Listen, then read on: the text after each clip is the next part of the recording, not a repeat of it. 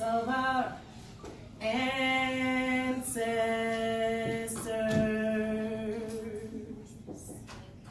From Romare Bearden to Harriet Powers to Frederick Douglass, to all that came before, who opened up the door because of you.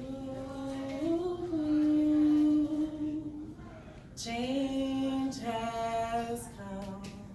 I love you.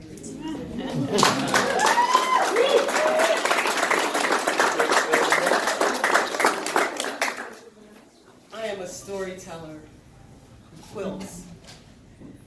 In the early days of my quilting, I struggled. Seeing a book of quilt patterns, it made me distraught because when I looked inside the book, all I saw were mathematical equations. And you see, math and I weren't exactly on speaking. I shared my dismay with my son Elijah's kindergarten teacher. That's Elijah taking pictures. And she said, I think I have just the book for you. The next day she gave me a copy of Who Would Have Thought It?, which was filled with the quilts created by old black women and old black men. This was before the world was enthralled with the quilters of Gee's Bend. There was also a video that went with the book, and I watched it. As I looked at their beautifully crafted quilts, I noticed that on many of them, the lines weren't perfect. The patterns didn't always match up, and symmetry was just figurative. There was a quiet pride in their work, an undeniable skill and passion. Seeing the work of these elder quilters set me free from my fears about quilting. Later that same year, Old Dillard Museum in Fort Lauderdale had an exhibition of Faith Ringgold quilts. Miss Ringgold herself was coming to read from her latest children's book, Aunt Harriet's Underground Railroad in the Sky. Well, my little kindergartner missed school that day.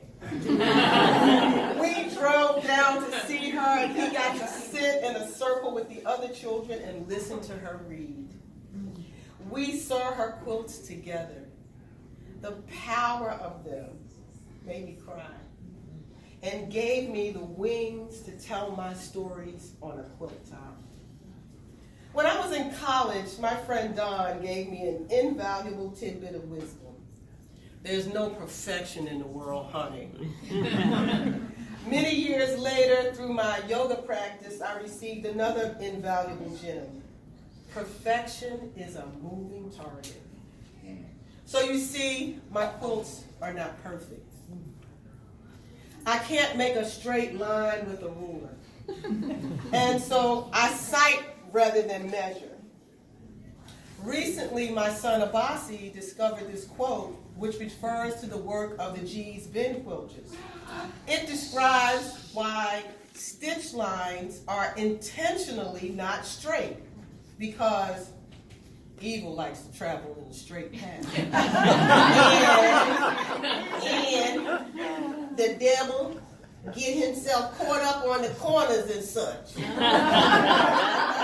Hearing this made me smile, knowing I'm in very good company. My quilts are what I see when I look inside.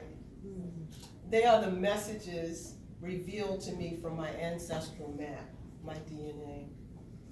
They are the whispers of my imagination that take hold. Each quilt is a sort of pregnancy. There's an inspiration that grows inside of me. Sometimes the inspiration comes from a song, an image, a verse, or a memory. I begin to collect all the pieces I'll need to create the quilt. Sometimes I sketch it out, draft it. Other times I just hold the image in my head. Then the sewing begins. Any painting or stamping or embellishments are added after that. You see, my quilts are my way to express my joy and my pain, Oh, yes. my memories and my pride. My African heritage looms large in everything I do. It is all the utterings of my soul.